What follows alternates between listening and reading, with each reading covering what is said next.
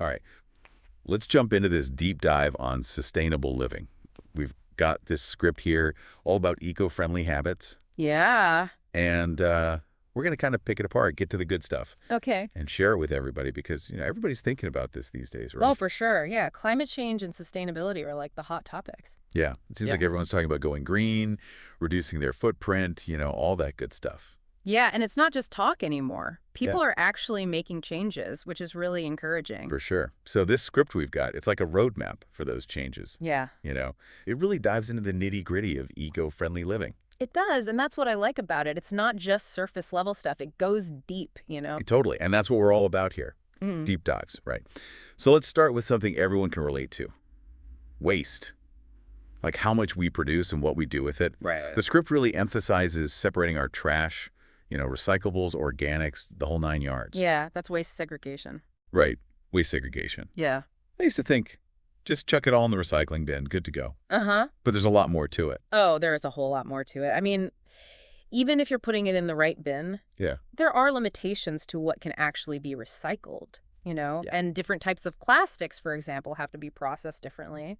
And then there's contamination if something's not clean enough. Ah, I see. Like wishful recycling isn't enough. We have to do it right. Exactly. But when it's done right, it's amazing. I was reading about companies using recycled plastic to make building materials now. Building materials. Yeah. Like Yeah. lumber for decks and stuff. Right? Cool, huh? Whoa, that's Ugh. incredible. Talk about a transformation. Okay, that makes the script's push to ditch single-use plastics even more urgent. Absolutely. That image of 8 million tons of plastic entering our oceans each year, it's pretty horrifying, It is. And it's something we can all do something about. right? So what are some of the swaps you've made, to cut down on single-use plastics? Oh, let me see. Reusable water bottles were a no-brainer. Yeah. And bringing my own bags to the grocery store. But honestly, it's an ongoing process. Like, Yeah. I'm constantly looking for ways to reduce plastic in my kitchen, Yeah. using reusable containers for leftovers, buying food in bulk when I can. Yeah. Even those little produce bags, I try to skip those whenever possible. Right, right. It can feel overwhelming in times, It can. but I think that's where this idea comes in, that even small changes can make a difference. Absolutely. Every little bit counts. Exactly. Okay, let's talk transportation. The script makes a big deal about the connection between how we get around and carbon emissions. Right. That's a big one. But I'll be honest, sometimes that connection feels kind of fuzzy to me. Like, how does driving my car actually contribute to climate change? Yeah, I get that. It can seem abstract, but basically every time we burn gasoline in our cars, we're releasing these gases, greenhouse gases, into the atmosphere, and those gases trap heat, which is what warms the planet. But the cool thing is we have choices. We don't have to be stuck in that cycle. Right.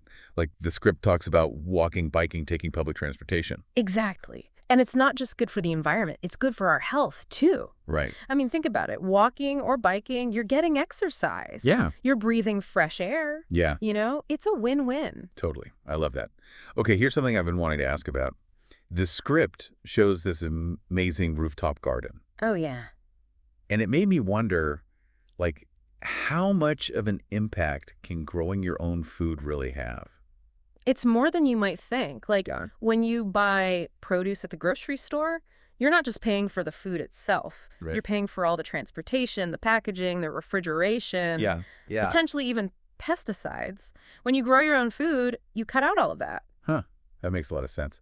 And speaking of things we can do at home, the script mentions rainwater harvesting, which sounds Yeah. super cool. It is cool. Yeah. And practical, too, especially if you live in an area that gets a lot of rain.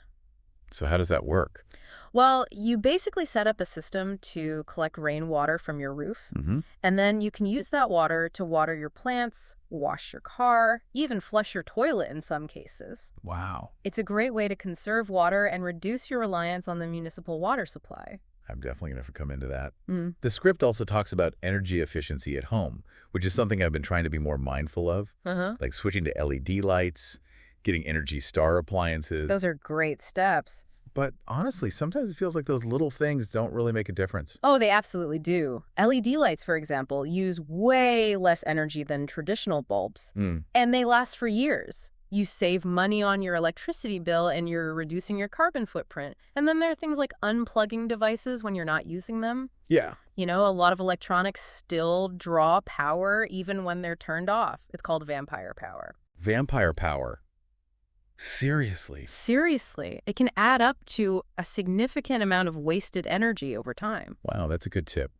Mm-hmm. I'm learning so much from this deep dive. It's really got me thinking about how much power we have as individuals. Right. It's empowering. It is. And that reminds me of the part in the script where they talk about collective action. Oh, yeah, the community coming together. Right. It's so inspiring to see people joining forces, to make a difference. It is, and it shows that we can achieve so much more when we work together. Like, imagine if everyone in your neighborhood planted a tree, or if your town committed to transitioning to renewable energy. It has a ripple effect. Absolutely. Okay, last but not least, I have to mention the ending of the script. It shows a child holding a globe. Oh, yeah. And it's so powerful. It really drives home the point that this is about the legacy we're leaving for future generations. It does. It's a reminder that sustainability isn't just about us. It's about the world we want to leave behind for our children and grandchildren. That's such an important message. So as we wrap up this deep dive, let's bring it back to our listeners. Think about your own daily life. Where do you see opportunities to make some of these changes? Like, are there places where you can swap out single-use plastics? Right. Could you try walking or biking more instead of always driving? Maybe experiment with growing a few herbs in your kitchen. Every little bit helps. I love that. And here's something else to think about. The script focuses a lot on individual actions, which are crucial. Yeah. But what about the bigger picture? Like, what kind of systemic changes are needed to really make sustainable living easier and more accessible for everyone? Ooh, that's a great question. We could do a whole other deep dive on that. All right. There's always more to explore. Always. This has been such a fantastic deep dive. I feel inspired and ready to take action. Me too. Thanks, everyone, for joining us. Remember, even small changes can make a big difference when we all do our part. Until next time. See you then.